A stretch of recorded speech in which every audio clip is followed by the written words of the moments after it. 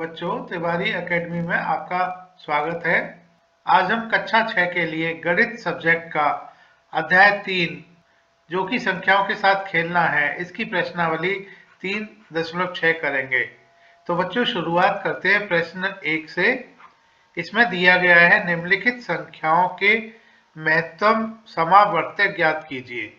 भाग ए करते हैं पहले। इसमें संख्याएं दी गई हैं 18 और 48। बच्चों, पहले 18 के अभाज्य गुणनखंड कर लेते हैं। बच्चों, 18 2 से विभाज्य है। सबसे छोटी अभाज्य संख्या 2 होती है, तो 18 को 2 से भाग करेंगे, ये आ जाता है 9। इससे अगली अभाज्य संख्या 3 है। 3 को 9 से भाग करेंगे तो भागफल आ जाता है 3। 3 को 3 से भाग करेंगे तो भागफल 1 आ जाता है। तो हम 18 को इस प्रकार से लिख सकते हैं अभाज्य गुणनखंड के गुणन के रूप में। 18 के अभाज्य गुणनखंड 2, 3 और 3 है। 18 को हम इस प्रकार से लिख सकते हैं 2 गुणा 3 गुणा 3। इसी प्रकार से यह प्रक्रिया 48 के लिए करेंगे। 48 के पहले अभाज्य गुणनखंड प्राप्त करेंगे। 48 को प्रथम अभाज्य संख्या 2 से भाग करेंगे तो ये आ जाता है 24। 24 2 से विभाज्य है, तो फिर से 2 से भाग करेंगे 24 को, तो ये 12 आ जाता है। 12 2 से विभाज्य है, तो 2 से भाग करने पर 12 6 आ जाता है। फिर से 2 से भाग करेंगे 3 आ जाता है, और 3 को 3 से भाग करेंगे तो 1 आ जाता है। तो हम बच्चों 48 को अभाज्य गुणनखंड के रूप में इस प्रकार से लिख सकते हैं। 48 बराबर 2 गुणा 2 गुणा 2 गुणा 2 गुणा 3। अब हम 48 और 18 में सार्व अभाज्य गुणनखंड प्राप्त करेंगे। तो 48 और 18 के अभाज्य गुणनखंड में से उभयनिष्ठ संख्याएं हैं 2 और 3। तो हम कह सकते हैं कि 18 और 48 का महत्तम समावर्त्य 2 गुणा 3 होगा। 2 गुणा 3 बराबर 6। तो 48 और 18 का महत्तम समावर्त्य 6 होगा। भाग बी में संख्याएं दी गई हैं 30 और 42। अब बच्चों हम 30 और 42 के अभाज्य गुणनखंड करेंगे। 30 बच्चों 2 से विभाज्य है। 30 को 2 से भाग करें तो 15 आता है। 3 को 15 से भाग दें तो 5 आता है, और 5 को 5 से भाग करें 1 आता है। तो 30 के अभाज्य गुणनखंड 2, 3 और 5 होंगे। 30 को इस तरह से लिख सकते हैं 30 बराबर 2 गुणा 3 गुणा 5। बच्चों 42 2 से विभाज्य है, तो 2 से भाग देने से 21 आता है। 21 3 से विभाज्य है, 3 से 21 को भाग देने से 7 आता है। 7 को 7 से भाग दें तो 1 आता है। तो 42 को हम इस तरह से लिख सकते हैं 2 गुणा 3 गुणा 7। 42 के 2, 3 और 7 अभाज्य गुणनखंड हैं। तो 30 और 42 के अभाज्य गुणनखंड में सार गुणनखंड 2 और 3 है। तो हम कहेंगे कि में से यानी कि महत्तम समावर्त्य 2 गुणा 3 बराबर 6 होगा। तो 30 और 42 का महत्तम समावर्त्य 6 होगा। भाग सी में संख्याएं दी गई हैं 18 और 60। बच्चों 18 के लिए हमने भाग ए में इसके अभाज्य गुणनखंड किए हुए हैं। तो 18 को हम लिख सकते हैं 2 गुणा 3 गुणा 3। 60 के अभाज्य गुणनखंड करेंगे। 60 को 2 से भाग दें तो 30 आता है। 30 को 2 से भाग दें तो 15 आता है। 15 को 3 से भाग दें तो 5 आता है। 5 को 5 से भाग दें तो 1 आता है। तो 60 को हम इस तरह से लिख सकते हैं 2 गुणा 2 गुणा 3 गुणा 5। अब 18 और 60 में सार्व अभाज्य गुणनखंड 2 और 3 है। तो हम कह सकते हैं कि 18 और 60 का में से महत्तम समावर्त्य 2 गुणा 3 बराबर 6 होगा। भाग डी में संख्याएं दी गई हैं 27 और 63। 27 के बच्चों हम अभाज्य गुणनखंड करेंगे। 27 3 से विभाज्य है, तो 27 को 3 से भाग दें तो 9 आता है। 9 को 3 से भाग दें तो 3 आता है। 3 को 3 से भाग दें 1 आता है। तो 27 को हम लिख सकते हैं 3 गुणा 3 गुणा 3। 63 के अभाज्य गुणनखंड करेंगे। 63 2 से विभाज्य नहीं है, 63 3 से विभाज्य है। 63 को 3 से भाग देने से 21 आता है, 21 को फिर से 3 से भाग देने से 7 आता है, 7 को 7 से भाग देने से 1 आता है। तो 63 को हम लिख सकते हैं 3 गुणा 3 गुणा 7। तो हम कह सकते हैं कि 27 और 63 के महत्तम समावर्त्य 3 गुणा 3 होंगे, क्योंकि 27 और 63 के साथ अभाज्य गुणनखंड 3 है जो कि 2 बार आया हुआ है। तो महत्तम समावर्त्य 27 और 63 का 9 होगा। भाग ई करेंगे। भाग ई में संख्याएं दी गई हैं 36 और 84। 36 के अभाज्य गुणनखंड करेंगे। 36 2 से विभाज्य है, तो 36 को 2 से भाग करें तो भागफल 18 आता है।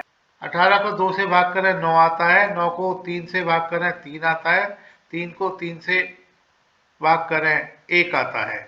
तो 36 को हम 2 गुणा 2 गुणा 3 गुणा 3 लिख सकते हैं। 84 के अभाज्य गुणनखंड करेंगे। 84 को 2 से भाग करें तो 42 आता है, 42 को 2 से भाग करें 21 आता है, 21 को 3 से भाग करें 7 आता है, 7 को 7 से भाग करें 1 आता है। तो 84 को हम 2 गुणा 2 गुणा 3 गुणा 7 लिखेंगे। अब 36 और 84 के अभाज्य गुणनखंड में उभयनिष्ठ संख्याएं 2 2 बार और 3 1 बार हैं। तो हम कह सकते हैं कि 36 और 84 का महत्तम समावर्त्य 2 गुणा 2 गुणा 3 होगा। 2 गुणा 2 गुणा 3 बराबर 12। तो 36 और 84 का महत्तम समावर्त्य 12 होगा। भाग एफ में संख्याएं दी गई हैं 34 और 102। 34 के अभाज्य गुणनखंड करेंगे। 34 2 से विभाज्य है, 34 को 2 से भाग देने से 17 आता है। 17 एक अभाज्य संख्या है, 17 को 17 से भाग करेंगे 1 आता है। तो 34 को हम 2 गुणा 17 लिख सकते हैं। 102 के अभाज्य गुणनखंड करेंगे। 102 को 2 से भाग देने से 51 आता है, 51 को 3 से भाग करें तो 17 आता है, 17 को 17 से भाग करें 1 आता है। तो 102 को हम लिख सकते हैं 2 गुणा 3 गुणा 17। अब 34 और 102 के अभाज्य गुणनखंड में उभयनिष्ठ संख्याएं 2 और 17 हैं। तो हम कह सकते हैं 34 और 102 का महत्तम समावर्त्य 2 गुणा 17 होगा। 2 गुणा 17 बराबर 34, तो महत्तम समावर्त्य 34 होगा। भाग जी में संख्याएं दी गई हैं 70, 105 और 175। 70 के अभाज्य गुणनखंड करेंगे। 70 को 2 से भाग देने से 35 आता है, 35 को 5 से भाग देने से 7 आता है, 7 को 7 से भाग देने से 1 आता है। तो 70 को हम लिख सकते हैं 2 गुणा 5 गुणा 7। 105 के अभाज्य गुणनखंड करेंगे।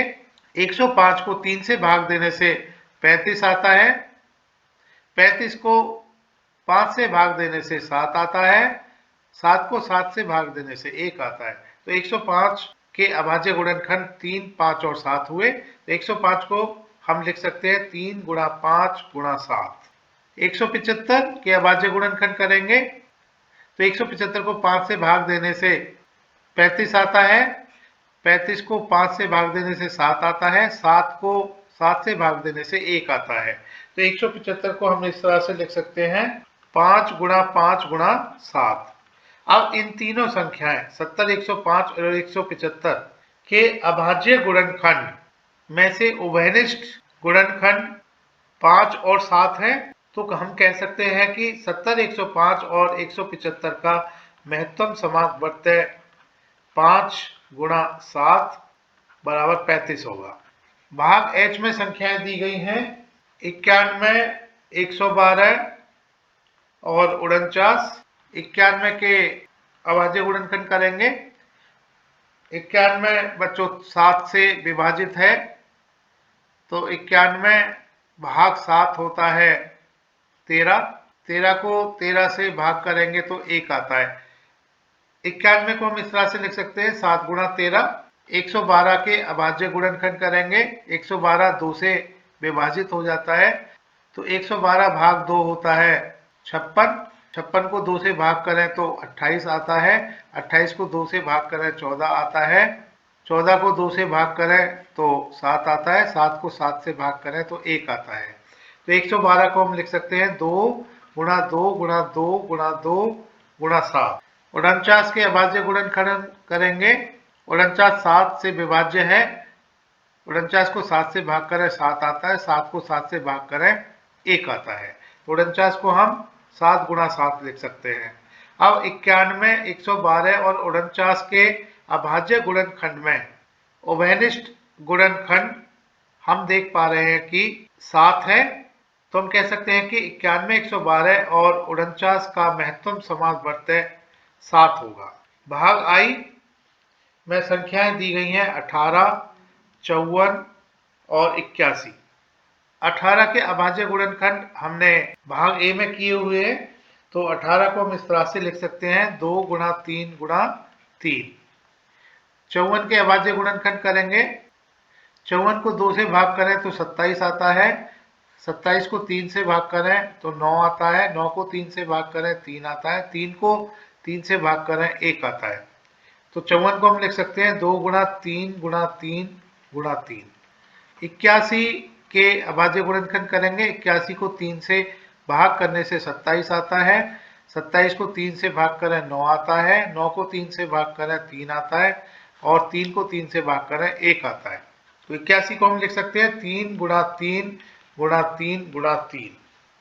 अब 18, 54 और 81 के अभाज्य गुणनखंड में हम उभयनिष्ठ गुणनखंड देख पा रहे हैं कि ये 3 और 3 है।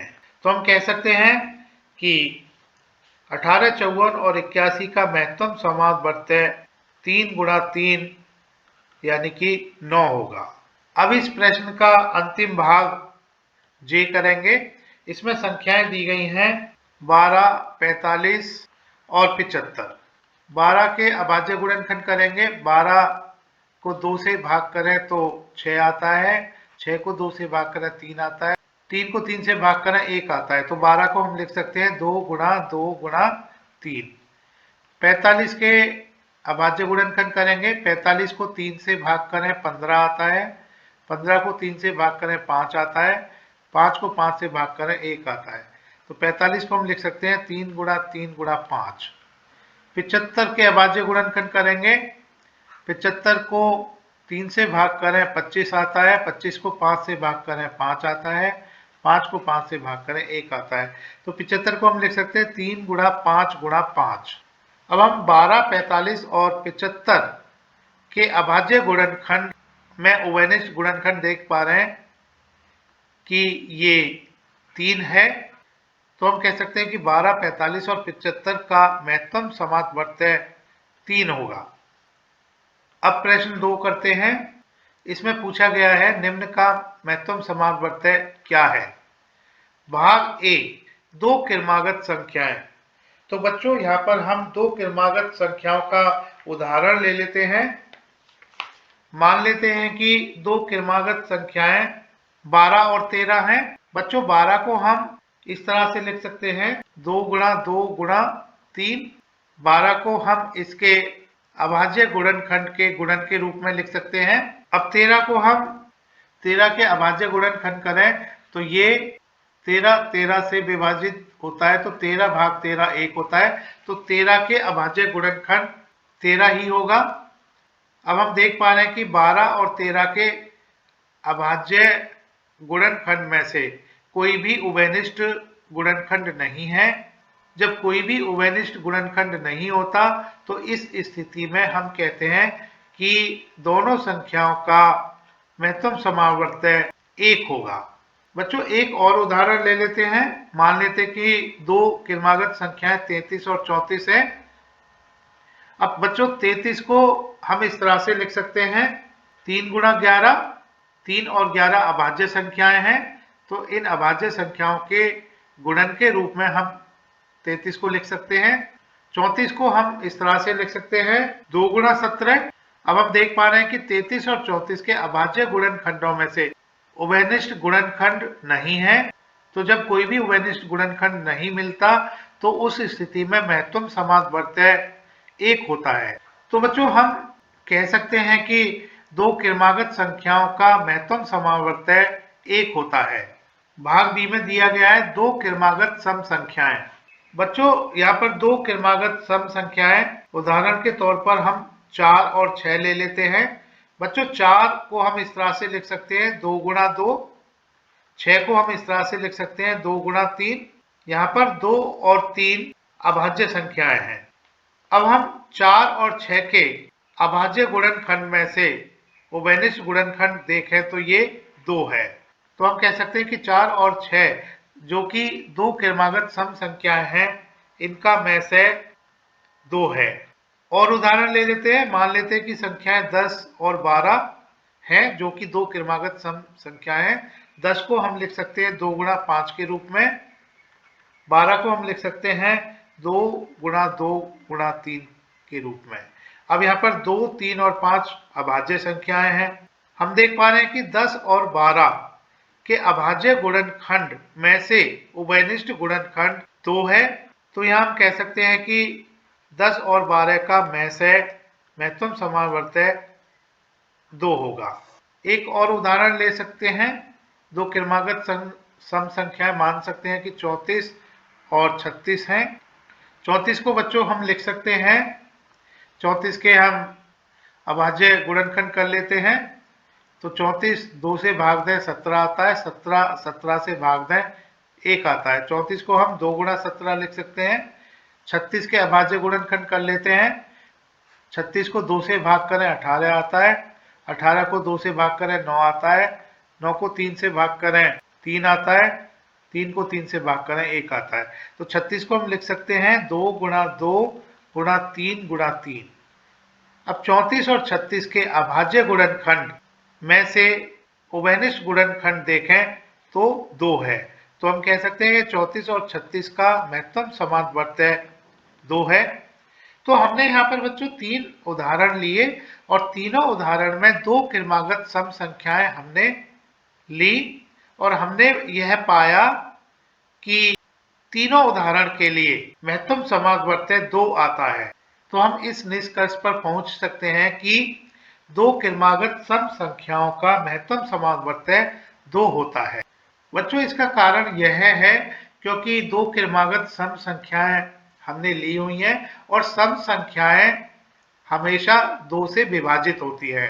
तो दोनों सम संख्याएं क्रमागत सम संख्याएं 2 से विभाजित होंगी। इस कारण से दोनों क्रमागत सम संख्याओं का महत्तम समावर्त्य 2 होगा। भाग सी, दो क्रमागत विषम संख्याएं।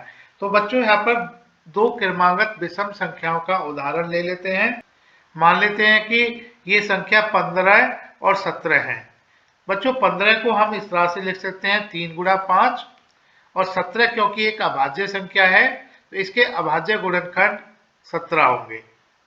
तो हम देख रहे हैं कि 15 और 17 के अभाज्य गुणनखंड में कोई भी उभयनिष्ठ गुणनखंड नहीं है। तो इसका मतलब ये हुआ कि 15 और 17 जो कि दो क्रमागत विषम संख्याएं हैं, इनका महत्तम समावर्त्य 1 होगा।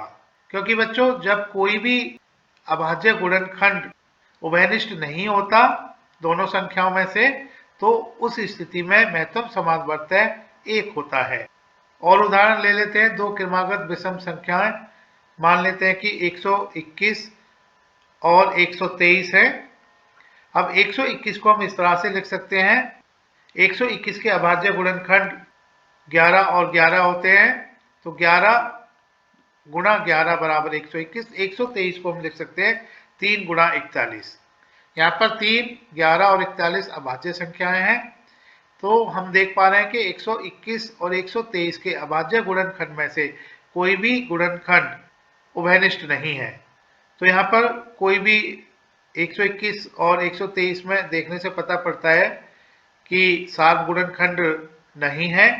तो हम कह सकते हैं कि 121 और 123 का महत्तम समावर्त्य 1 होगा।